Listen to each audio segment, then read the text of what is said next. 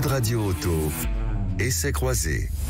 Chaque dimanche, Sud Radio et ses partenaires de Mobility TV essayent pour vous un véhicule sur le marché du neuf. Aujourd'hui, on vous propose de gagner au loto, que dis-je, à l'euro-million, pour pouvoir vous offrir la voiture qu'on va essayer, qui est une voiture du futur, une grosse limousine exceptionnelle, BMW i7, qu'on essaye avec Mélina Priam, journaliste à l'Auto-Journal. Bonjour à vous. Ne tirez pas la langue, Mélina, c'est pas poli.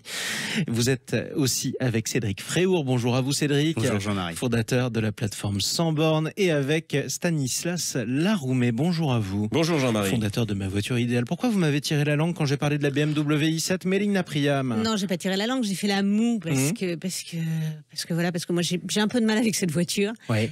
C'est vrai que c'est une voiture extraordinaire, impressionnante, gigantesque, tout ce qu'on veut. Je propose qu'on mette tout le monde au courant, qu'ils comprennent de quoi on parle. C'est une voiture pour millionnaires, voire milliardaires plutôt, qui coûte au bas mot 200 000 euros. Non, 151 800 euros en prix de base. Hors option. Hors option. Mais Donc, on est pas à de malus. Exactement. Donc on est à 200 000. Effectivement, il n'y a pas de malus. Il pourrait y avoir un malus au poids, puisque cet engin pèse 2 tonnes 7. Donc moi je suis désolée, mais j'ai pas mon permis poids lourd. Voilà. Et c'est une auto, j'ai quand même... Alors c'est un peu dur de s'attaquer au physique, mais là j'ai un petit peu de mal. Et pourtant je sais que Vous généralement... la trouvez pas belle? Oui, on peut dire ça comme ça. Dis-le, Mélina. Non, mais elle est moche. Voilà. Bon. Enfin, enfin, c'est pas qu'elle soit moche, c'est que je trouve ça beaucoup trop ostentatoire, beaucoup trop arrogant, et j'ai rien. Enfin, je veux dire, voilà, que je suis la première à dire que quelqu'un qui a de l'argent, s'il a envie de s'acheter une grosse voiture, une belle voiture, s'il a envie de frimer, il a le droit de le faire, c'est pas le problème. Mais là, c'est un peu too much, quoi. Sauf que là, c'est l'aspect extérieur. On peut aussi parler avec le romantique qui est facilement séductible. Cédric Fréhour, ce qu'on a à l'intérieur est absolument exceptionnel en termes de confort. Exceptionnel. Un écran avec une définition de 8K. Même à la maison, on n'en a pas. Non, c'est ça. Et ça, c'est pour les places arrière. Il faut s'imaginer que cet immense écran se déploie du plafond. C'est incroyable. Les sièges arrière, avec l'option qui va bien, c'est mieux que dans certaines classes business, des meilleures business aériennes. Et alors, on est ce qui est bien, c'est que quand tu déploies l'écran, donc pour les passagers arrière, tu ne vois plus rien dans ton rétroviseur intérieur en tant que conducteur. C'est assez formidable. Oui, mais il reste les rétros extérieurs, c'est pas très grave. Et puis en plus, elle est quasiment autonome, donc la voiture conduit presque pour toi. Le donc t'es confort, sauvé, tu vois. Vous pouvez vous allonger comme dans un transat à l'arrière. Mais et massant. Le siège est massant. Vous avez des accoudoirs chauffants aussi. Il y a des accoudoirs chauffants. Il y a aussi, dans les contre-portes, il y a des petits écrans pour tout régler. La sono, le changer de chaîne, ce qu'on veut, régler son siège évidemment. C'est un niveau de raffinement qui est inédit aujourd'hui dans l'automobile. Et alors, c'était totalement inédit, que personne ne l'avait vraiment vu venir, puisque normalement, sur ce segment-là, c'est la classe S qui donne le là. La Mercedes classe S. La classe S, qui est la voiture des ambassadeurs, la voiture de tous les puissants de la Terre entière. Et là, si on met de côté les remarques esthétiques de Mélina Priam, BMW technologiquement, ils ont plié le game. C'est-à-dire que franchement, même, je pense que chez Mercedes, il y a une réunion de crise en disant putain, on n'a pas pensé à l'écran qui se déploie. Comment ça nous a échappé? Hans, tu viens tout de suite. Je ne sais pas comment ils l'ont dit en allemand, mais j'imagine. En tout cas, j'ai l'image. Stanislas Laroumet, l'agrément de conduite, vous qui aimez bien tout ça. Alors moi, vous savez comme j'adore les voitures électriques, vous le savez tous maintenant. Et bien celle-là, je l'ai bien aimée parce que elle est ridicule par son poids, par son gabarit. C'est gigantesque, c'est lourd, mais ça marche. C'est un avion de chasse. Ça fait 544 chevaux, 745 Nm de couple. Ça abat le 0 à 100 en 4 secondes 7. C'est un avion de chasse mais un avion de chasse du futur, puisque quand vous accélérez, ça fait le bruit d'une navette spatiale. Bon, je suis jamais monté dans une navette spatiale, mais j'ai fait monter un copain dedans qui m'a dit, écoute, regarde. Thomas Pesquet. Non, mais je lui ai dit, écoute, regarde, tu vois, je vais accélérer fort et ça fait un bout. Il me dit, on dirait un métro. C'est incroyable. Vous avez eu l'impression de prendre le métro dans une voiture avec ce matin pour venir. 4 roues directionnelles aussi. Alors, elle est très maniable, malgré son gabarit énorme. Elle est très maniable. Facile à garer, du coup? Quand même pas trop, non. On se gare mieux avec une Smart.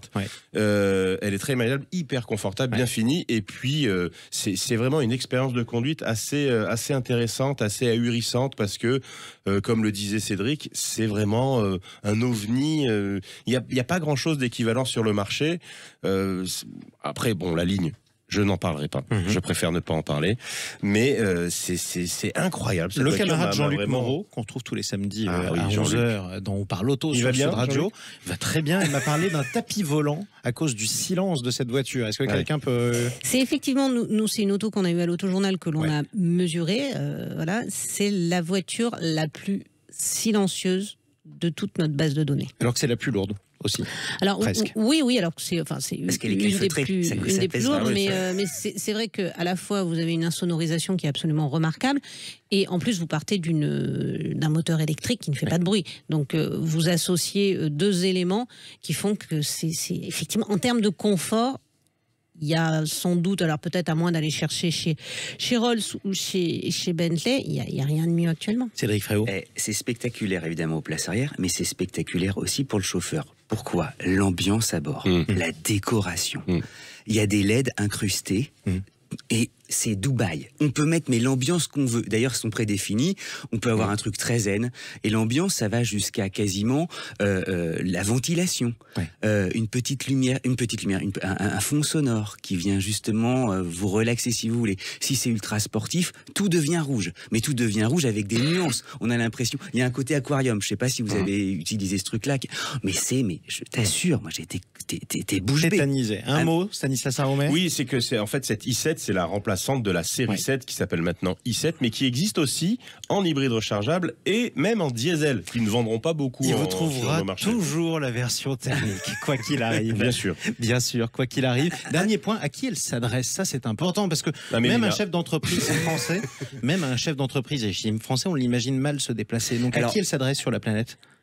C'est plutôt pour les Émirats, à Dubaï, ouais, c'est ça, aux Chinois et aux Américains un petit peu. Voilà. À quelqu'un, en tout cas, c'est pour du luxe ostentatoire. Ouais, juste un truc sur le prix. C'est une voiture qui va se louer. 90% des voitures électriques, elles se louent. Là, elle sort à 1 500, 2 000 euros par mois. Ce qui, pour une entreprise, même si ça peut paraître excessif... Pour la tienne, ça va.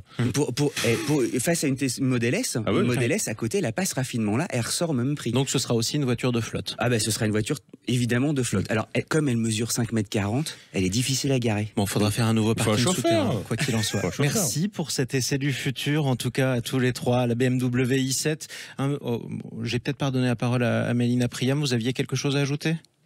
Non, pas vraiment. C'est une voiture absolument démesurée dans tout le sens du terme et à tous les niveaux. Mais voilà. Mais moi, j'ai du mal aussi à trouver cette voiture électrique écologique. Parce que toute cette démesure, c'est aussi un non-sens écolo. On parle d'une voiture, je voudrais juste le rappeler, pas d'un centre de bien-être ou d'une salle de cinéma. Et bon, écoutez, toutes les prestations sont incluses, quoi qu'il en soit. Merci beaucoup Mélina Priam, Cédric Fréau, Stanislas Laroumet. Merci. Nouvel essai croisé avec Mobility TV, ce sera dimanche prochain à la même heure.